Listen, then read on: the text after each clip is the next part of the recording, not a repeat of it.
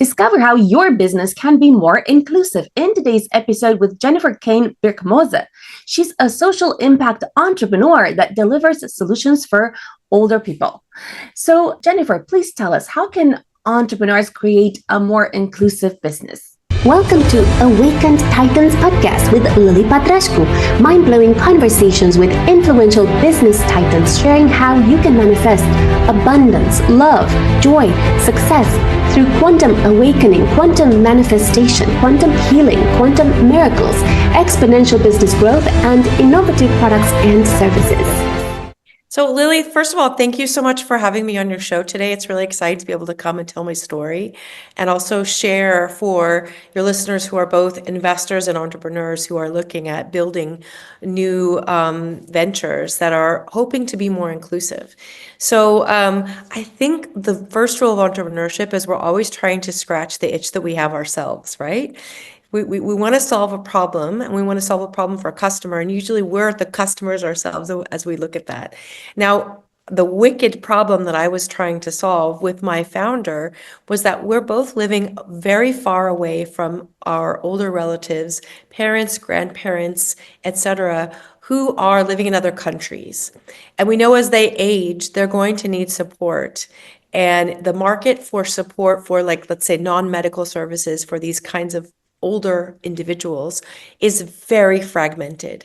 So if you wanted to create some type of suite or customizable service, it's already quite broken. The market's very dispersed, very much fragmented. So we wanted to defragment that to understand what is it that you might need, where might you find it, and if you find it, the most important quality is how can it be trustworthy, especially in the world of olders.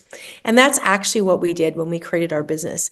We designed for ourselves because we're, like I said, living far away from our olders. And we know that other adult children like ourselves or grandchildren are having the same problem, not even if they're living outside of the country, but even if they're living as much as an hour away from their older. So we're here to actually design physical services and curate them for olders so that they can have a more independent life. We know that 89% of people the age of 70 above want to stay at home. And we also know that as time goes by and as technology comes on the market, more and more olders are getting locked out of those type of technological solutions. And what I mean by that is, if you look at just the base case, like banking, or many people in this population are utilizing a lot of healthcare, and medical records globally are going digital. And who's teaching older people how to do that? Really no one. So we saw a huge need there to create this technical solution that delivers those physical services. Now, what are those physical services? Those are things like rides. They could be accessible rides if you have a wheelchair or bed that you need to be transported in, or just a regular ride. Also food delivery. And we do special things like go the extra mile, where we take away the packaging, put it in the refrigerator, take away the packaging. We're also looking at cleaning services, because very often the physical labor of doing that in a home is very challenging for an older person. And probably most critically is doing these home safety assessments, where olders can have a safety assessment of where do you have a risk of a potential injury or fall that could be costly. It could actually mean that you lose your mobility. And then we actually do those home modifications. And lastly, we also do the tech piece. And in doing so, we're teaching both in community as well as in the home, how to engage with technology, from cell phone to websites to how do you construct your local environment in your tech environment. So it's been quite a revolution. And I think, taking a step back in terms of how do we design this for olders and to be inclusive, one of the fundamental questions is, when we're doing this, how do you start? So how do you know what to start with? We actually started with 3 months of ethnography that we did both in the United States in multiple cities, as well as in India, to understand what are the core needs in these aging populations of what they want. And like I said before, trust. Number one, it's absolutely finding a way to make any service that you deliver, any product that you deliver, trustworthy. So that's actually what we're very much doing in the system that we have, both in vetting, training, and how we keep eyes on our individuals as they go into the homes of older people. The other part is where we got called in, surprisingly, even by the UN Secretary General called us in to be a part of his Aging with Tech task force, where we work together with multiple universities across North America as well as Microsoft to come up with white papers for if you're going to be designing technology for older people, what are the core things you need to put in place? Be that from broadband design to actual tech design or UI, UX, user experience type of flows. And then even, I mean, the simplest things, which we may not think of because we have full visual and physical acuity. Even the way that you hold a cell phone, for example, is very different from how an older would, because they're holding it with one hand and they're having trouble looking at it. So those types of design principles went into our own design, because we actually put olders between the age of 70 and 92 in our teams to co-develop this tech. And co-develop the services, and that again, that went into the UN Secretary General's report on inclusive design, which is very exciting. Thank you. Tell us how entrepreneurs can use this. I mean, like a regular, like small business, how they can use any of these concepts for their own business. Let's say someone who is not in your area. Absolutely. So again, we're doing two things. We're both a tech company. So we are a platform, like the way that Tesla is a tech platform that sells cars. We're a tech platform that delivers physical services. So if you think about that, of the principles of, 10xing your business, you need to be able to work with platforms that are scalable. You need to have staffing that is scalable. You also need to work on building community that helps you build that up to have your raving fan base. So we actively engage the end user, both olders as well as the enablers, which are adult children like myself and maybe grandchildren, for example. The other thing that's really critical is making sure that you understand your user experience. And the best way to do that is talk to them, listen, and get them involved in early design. We, again, by doing months of ethnography, we actually worked with those subjects who are in our ethnographic research, which you would already find in like FMCG. So FMCG, if you're designing products, if you're designing consumer products, if you're designing tech, get those end users into your experience as early as possible. And knowing that when you're designing for a special population like we are, the olders, if you make it easy for an older, you're going to make it easy for anyone who's using that. We often see these principles of design of people who are, for example, disabled, or when you're trying to design accessible services. If you can fix it for them, you fix it for everyone. So making sure that their voice is heard, you're listening, and you're getting them in early on the design process, it's actually quite transformational for how you're able to build up the usability and then the loss of friction in the system. It becomes an easier user experience, easier flow, and then faster uptake for your customers as well. Thank you. But give us an example of how someone that is, let's say, that has a company in London or has a company in, Singapore, how would they actually use any of these tips for their own company? Imagine they don't use your services. What do they need to do to make their business more inclusive? Yeah, so I think, again, thinking about inclusivity for whom? So if you have a special population that you're trying to design for, who is that person? Who is that ideal customer? Can you actually create like a persona of who is this person, or like as a character, for example, who is this character? What is their life like? What are their hopes and dreams? Maybe what do they eat for breakfast? Who are their friends, family? What are the activities they do? Make it as absolutely real as possible. And if you can, actually work with those individual customers yourself. But already, so do that work with the customers, do the research with your ideal customer, identify them, and then bring them in early in your design process. Again, if this is tech, if this is product design, if it's service design, have them come in the early stages when you're working on your beta of any type of product or your prototyping of your product, to get them in to have voice on how do you design, how do you use, observe them, film them, watch them in their daily lives. So I've seen these principles applied. I come from a long history. I was a diplomat. I was an executive in pharmaceuticals where I developed medicines, and I still am in actually developing medicines.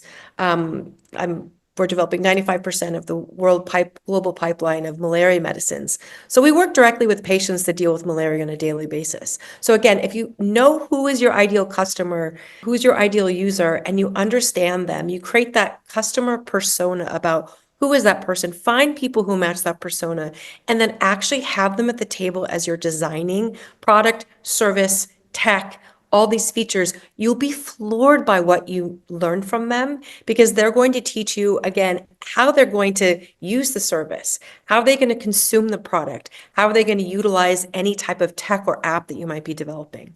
Thank you. Tell us more about your journey of how you started focusing on becoming a socially impactful entrepreneur.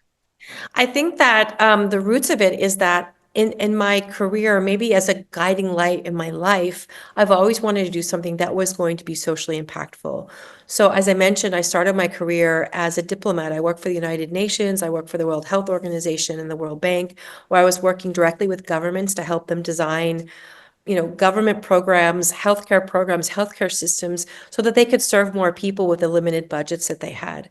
I also transitioned again as an executive in pharma, where I was developing medicines and creating access programs for patients all over the world, for every possible area. So for oncology, for neuroscience, for cardiometabolics, and like I said, in global health and global south, like in the case of the malaria drugs that we're developing.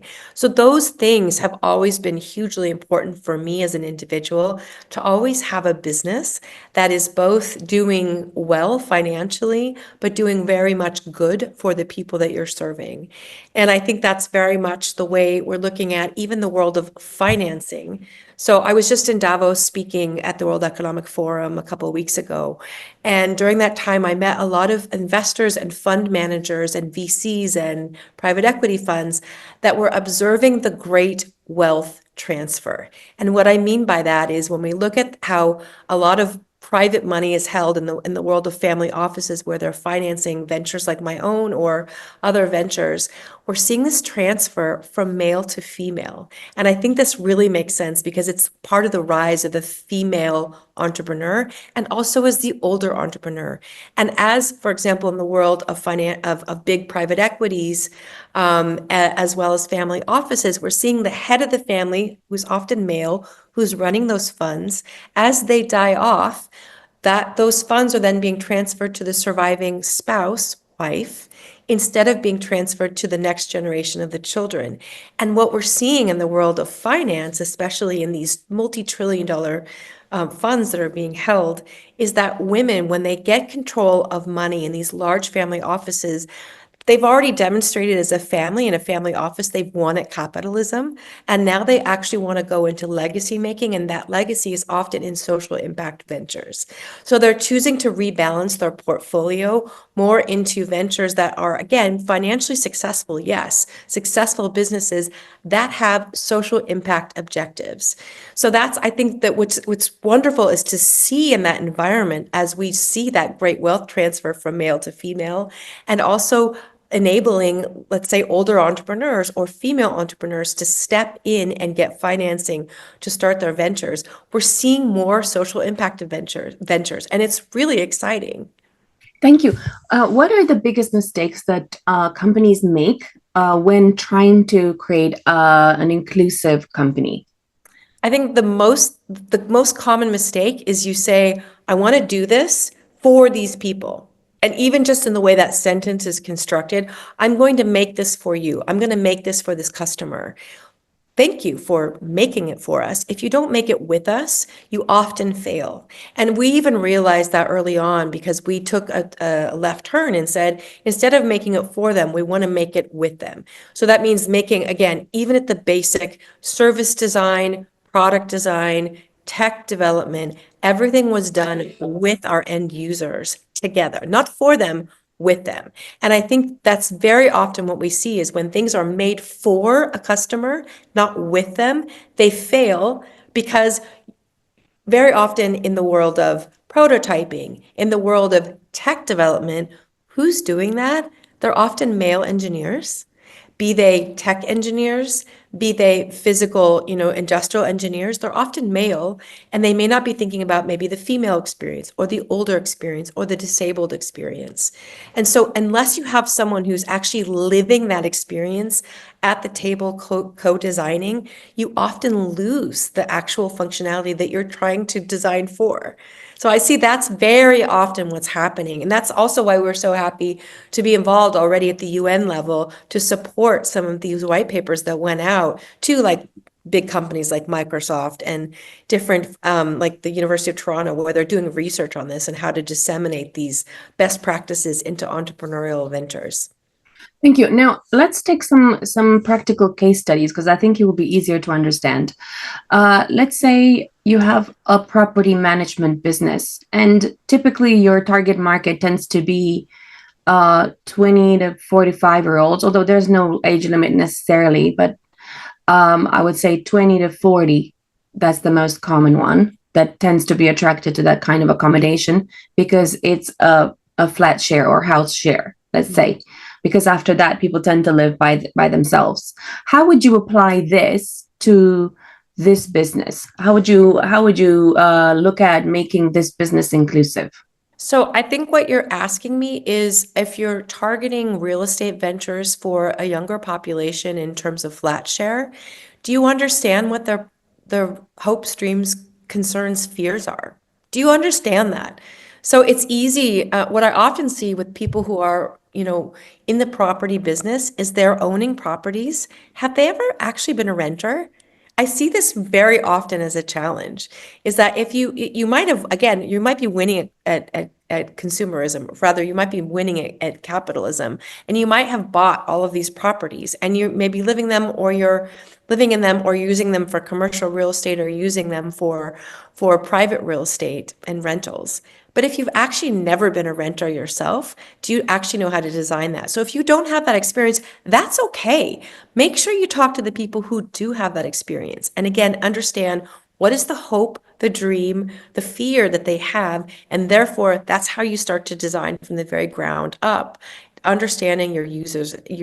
Thank you. Let's take another example. Let's say an accountancy firm, and they're targeting, I don't know, helping small business owners with their tax returns.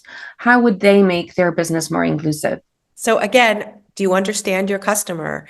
Are you like, let's say, opening a small tax SME, small medium enterprise targeted business? Have you been in a small and medium enterprise? Do you understand the constraints that you have with an SME versus being in a corporate law firm? What I often see is former colleagues are leaving very large blue chip firms, be they tech, be they fast-moving consumer goods, be they pharma, be they any other industry, and they're moving to be small boutique providers of these types of businesses.